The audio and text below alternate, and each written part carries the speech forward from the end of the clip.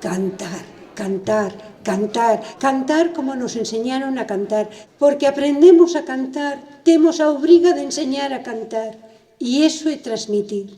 A miña voz compañeiras non naceu para pasar. Por primeira vez estamos falando de mulleres que nunha ampla maioría eran analfabetas e iso non impediu de alguma maneira que pudesen crear unha literatura extraordinaria con toda a calidade literaria que pode ter unha obra de autor.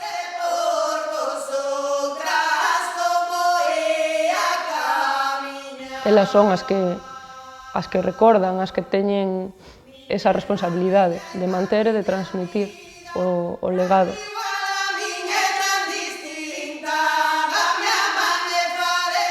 Todo iso que se mantivese 300, 400, 500 anos, iso é un exercicio de resistencia cultural de un pobo.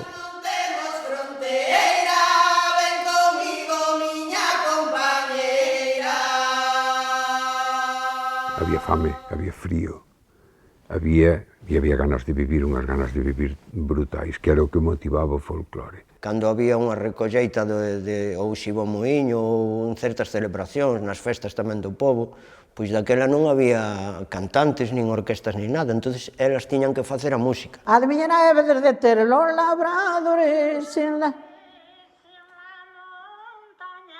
siega, herba con la guadaña. Colla o móvil. Jardín de flores, reza la vida de mis amores. Este é a miña nai.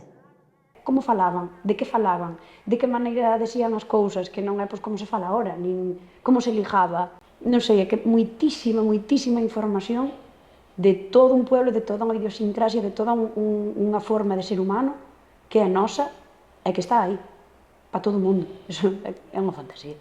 Nunca volví a coller panderetas, che di a verdade.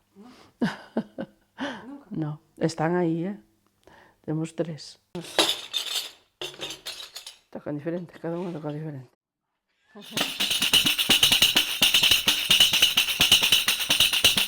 Que é un proceso vivo, en constante evolución e cambio, e ser parte dese proceso pois é moi emocionante.